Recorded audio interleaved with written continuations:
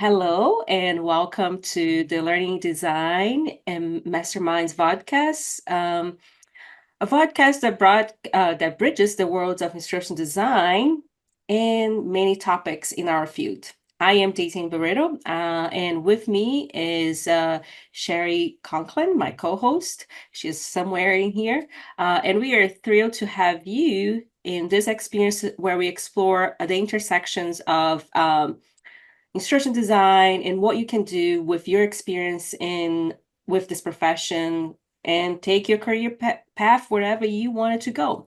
In each episode, we explore some of the latest trends, case studies, practical tips from professionals in the field that can help you deliver exceptional learning experience in your career. And here with us today is Beth Oyarzun, an MIT alumnus. And Beth, could you please tell us more about yourself, your position, where you're currently working, and what do you do? Okay. I guess I've had three small careers I think I'm 28 years now into my career. The first segment of it was 9 years of teaching high school mathematics. And there in the late 90s, when I was teaching, the internet came out. And I had an affinity for technology. And so I befriended the technology teacher at the high school, and we started doing a lot of lesson plans with technology integration. That was in and around the Wilmington area where I lived at the time. And then UNCW came out with, I was a UNCW undergrad, and I was teaching in the area. And UNCW came out with this Master's of Instruction Technology, I think in 2001 when it came out, or maybe it was 1999. I started in 2001. And so I completed that while I was teaching high school. And when I graduated, a position came open at the university. And at the time, it was called technology liaison. I don't think the term instructional designer quite existed yet, or in our area, it didn't. And this position was a undergraduate teacher. I taught undergraduate classes. I trained faculty in technology integration. And then I trained K-12 teachers in technology integration. So I went out to schools and helped with lesson plans and stuff. I really enjoyed that position. And then in that position was when they first asked me to teach an online class. And I think that was 2005. And it was very new at that time. And I did it horribly badly. I made a lot of mistakes, but I started to learn from those mistakes and I started having some success doing it. And then I became the go-to person for how do you do this? How do you teach online? And then UNCW opened their Office of e-learning. And I jumped over there as an instructional designer with Sherry Conklin. She and I worked together at several places along the way. We taught high school together. Um, anyway, so I worked there for 5 or 6 years training faculty across the university to teach online. And during that position, I finished my doctorate through Open English. And then when I graduated, this position at UNC Charlotte came open. And now I'm a clinical associate professor of learning design and technology. I teach all online classes for our master's program here, and I run the master's program. That's wonderful. And one of the things that it was not on our script to ask you that question, but I am going to ask this question is just like, because you've seen, you taught like, online long time ago. And then now, the online is very different. What are maybe some of the things that you've noticed, or trends, even how it evolved, and I think like that's good because I think with COVID, a lot of people did have this experience assuming that yes, online, everybody goes to online, but it's not a new thing. And so I just want to hear your thoughts, like, how it was, how maybe it was different from then, and maybe some tips for people that might be like, hey, I'm new to this. What should I do? Well, yeah, and I think in COVID, a lot of people tried to jump online and didn't exactly know what online teaching meant and that it was different than face to face. They were like, "Oh, we just got to move this everything online," and it became very synchronous, which the Zoom fatigue showed up and all of that, or not Zoom, I guess, but any sort of synchronous tool, the fatigue showed up because you can't really sit in those spaces for very long. But the online teaching world has existed. Like I've been doing it for over 20 years. I haven't taught a face-to-face class in I don't know how long. But the argument that I give to most people is that give the idea that online teaching is bad and face-to-face is better. I say, have you ever had a bad face-to-face class? And most people generally say yes. And I said, what was bad about it? And they're like, the teacher. And I'm like, well, that's the same in online, right? You can have bad online classes. The instructor really makes the difference. And if the instructor is doing their due diligence to understand that online environment is different than a face-to-face environment, and they use the methodologies that work in that environment, um, then it'll be a good class, right? There's both, and I mean methodologies in both design and facilitation, not just design, because you can have a nice course design, but that doesn't mean you can facilitate it well. So I mean both of those things when I talk about putting together an online course. And for somebody that's new to it, I would say that you have to be willing to start over, because everything you've learned about teaching in a face-to-face class is not going to work in online.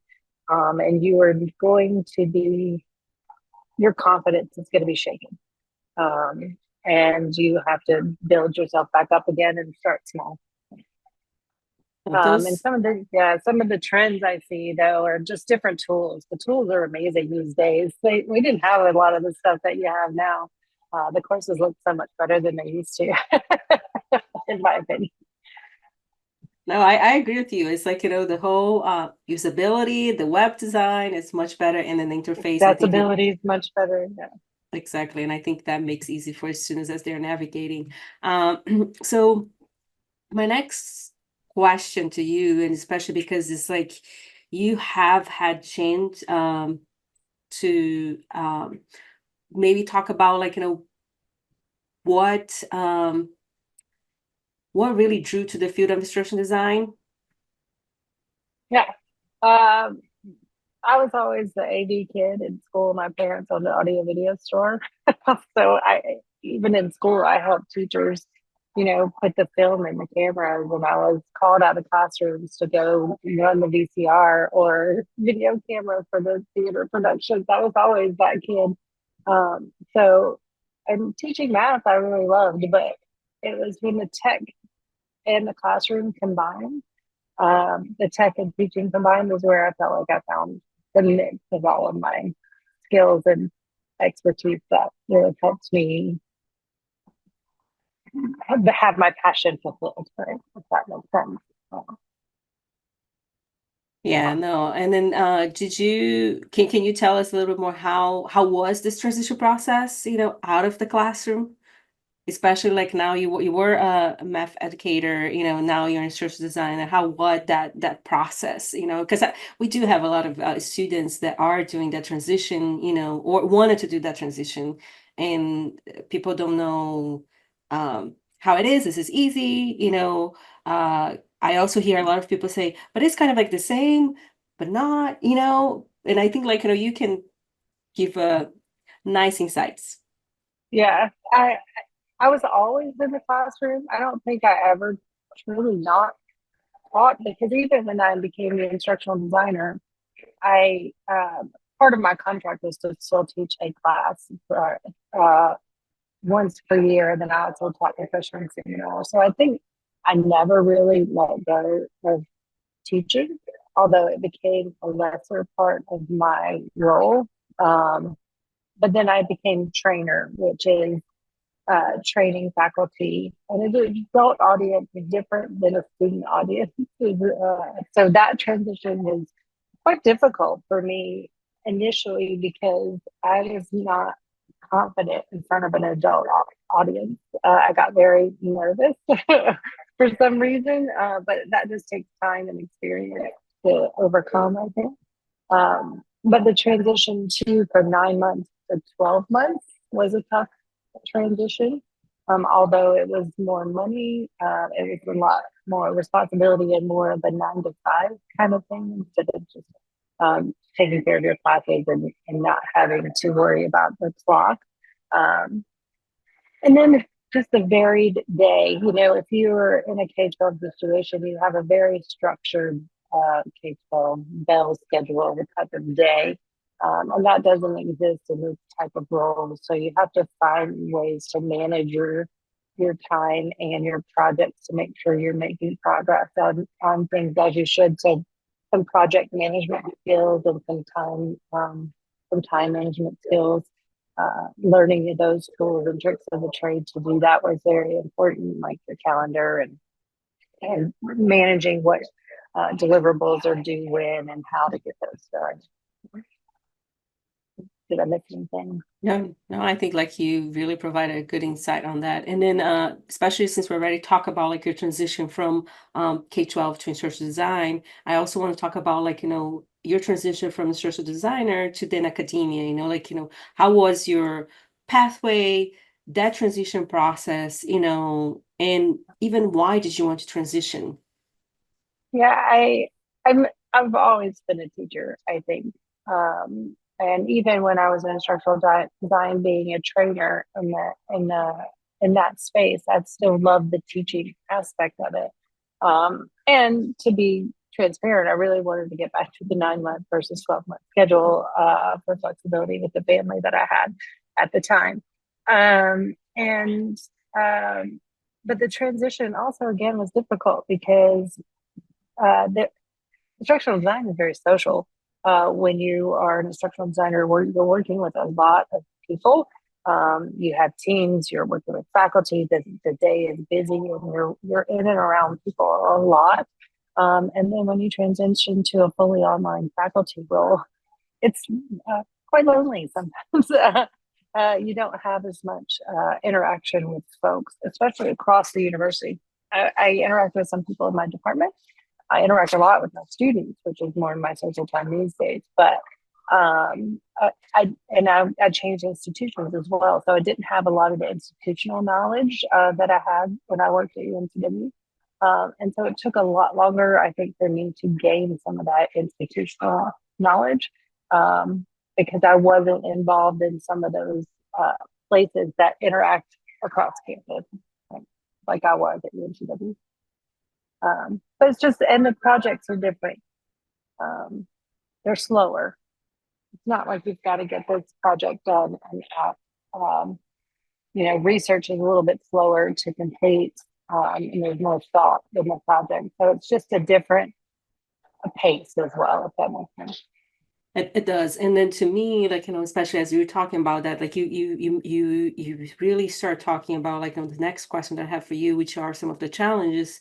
And I think like you answered them, but um how did you overcome those challenges? Like, maybe like what are some of the things that you may have done, because some of those things may have happened organically, but there are others that you had to force yourself to do this in order to overcome those challenges, right?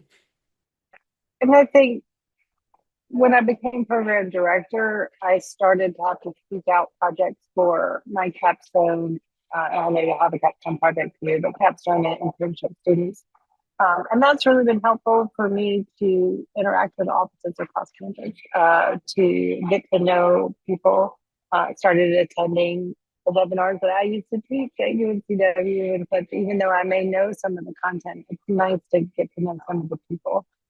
So forcing myself, and with the pandemic, we left campus altogether. So now just and I got very, very used to working at home since I work remotely all the time. And now it's more of like making myself go to campus, go to an office, schedule a coffee with someone, and creating research collaboration. That even if I'm not on campus, I'm meeting with people over Zoom. So just creating those connections over projects, whether they're student projects or research projects or service projects, I think is what's been helpful in the faculty role and conferences, like going to conferences with UT and conferences have helped as well. I forgot what did I answer the No, question? you answered the question. And then I Okay, think good. like, that's a great segue for my next question to you, which is just like, Especially because you did have an experience in instructional design, and you were in instructional design for such a long time before becoming a professor. What are kind of like the skills and knowledge from your time as an instructional designer that have been most valuable to your current role? Or maybe what are the things that you're bringing in and you can see you're applying in your new role?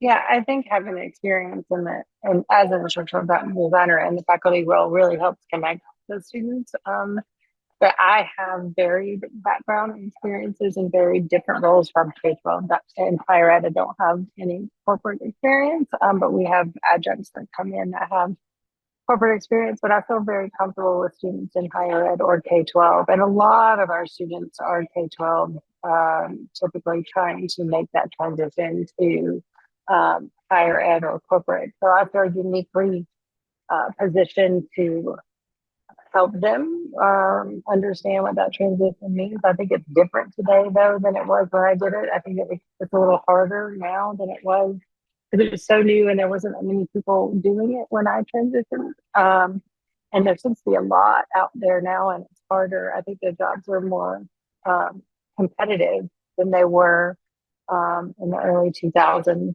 But I think the transition really is about terminology. And I don't mean to simplify it, but I think in every industry we have different terminologies that mean the same thing. K-12 has certain words that mean this, and corporate has certain words that mean this, but they really translate into that same thing. So then how you market yourself to that particular industry becomes important. You don't want to go into a corporate interview using K-12 language, right? You want to show that you understand their environment and their organization, and that you research that and you understand what they are looking for. And to do that, you have to understand their terminology and tailoring everything to their job description. No, this, I mean, I think, Beth, you're really talking about like, one of the things that's so important, that we also trying to emphasize that to students, that is, it's not about, it's like, we all have skill sets that we bring into the table, but it's like, trying to match and align, right? Like, what is it that you have? What are the skills that you, carry on that you can really translate to this new job or to this new position, that you are going to work on. So I think like it's great that you are providing that insight. And then I think like that's gonna be my next question to you. It's a great segue. It's like, what advice would you give to maybe a teacher who wants to become an instructional designer? Or an instructional designer who wants to transition to academia? Like, what are maybe some advice that you would give to them? Well, one thing is understand what you're getting into. The different nuances of different positions really do affect all other aspects of your life, right? So I would say understand as much as possible what you're moving into in order to be successful at it. I think I see a lot of K-12 people that are just wanting to get out of K-12, and they're like, I don't care if it's higher ed, I don't care if it's corporate, I just want to move. Um, and I caution them because I'm like, you really have to understand where you're going, because you're going to have to tailor your portfolio and tailor your projects and your courses in order to really market yourself well to that industry. So you can't just come into your courses and you're like, well, I want to do a higher ed project, I want to do a corporate project, I want to do a K-12 project, and then have a nice, distinct marketing strategy going into your job search. So I would say narrow your interest, narrow your focus, and really point yourself there through your program. Um, then I would say for going from instructional design into academia, number one, you've got to get that doctorate. uh, and I mean, maybe not necessarily so if there's some undergraduate programs that you can get teaching experience in, but get teaching experience. I know I taught a lot of the freshman seminar classes. I taught a lot of undergrad classes while I was an instructional designer and technology liaison. And I think those experiences really helped me move into the faculty role, that I had some credit bearing teaching experience. So I think that was important moving into the faculty role. And I had some publications. And so that was helpful as well. Thank you, Beth. I think those are very great advice that people can, as they're listening to think about and consider. And I really like that you mentioned the whole notion of knowing where we're going, right? Because I think that's really the key here, where you want to go, and then you start paving that pathway to go towards that direction. And given all your experience, all your knowledge, and then I wanted to know really the looking ahead, right? How do you see the field of instructional designer evolving, in the next years? Maybe what are the trends or technology, that maybe current or aspiring instructional designers should be aware of, tips that you may want to give to them? AI is everywhere right now. I think it's our new internet of the late 90s. It's the most,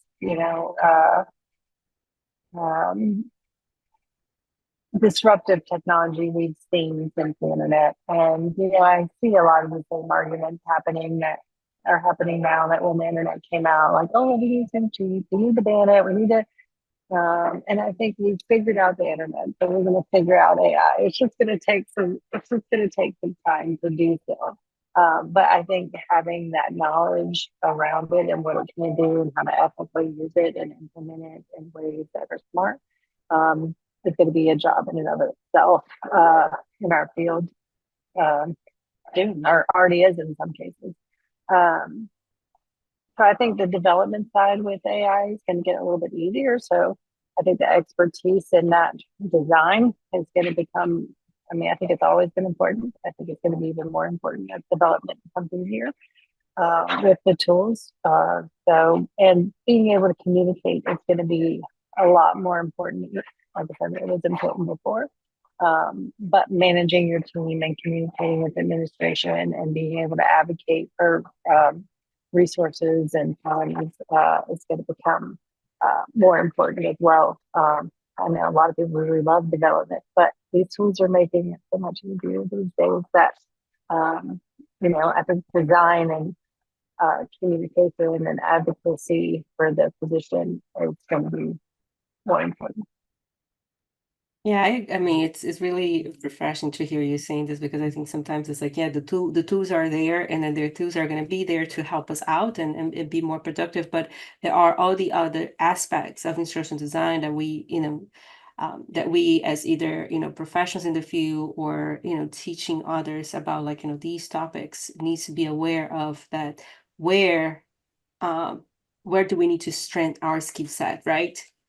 And that analysis and being able to figure out what the right solution is going to be, that all of those human elements of what we do are going to become important as the technology takes over some of the other stuff, right? Yeah, that's Uh-oh. good. Was So that a raised hand or was that a 2 minute? Okay, yeah, it's I been think she's very just, quiet. yeah, she's giving the 2 minutes warning. But so I'm gonna maybe ask you my last question for you, and it's pretty much what are maybe some resources or strategies that you would recommend to instructional designers to stay current or continue growing in the field? And this can even be what do you do to be continue staying Yeah.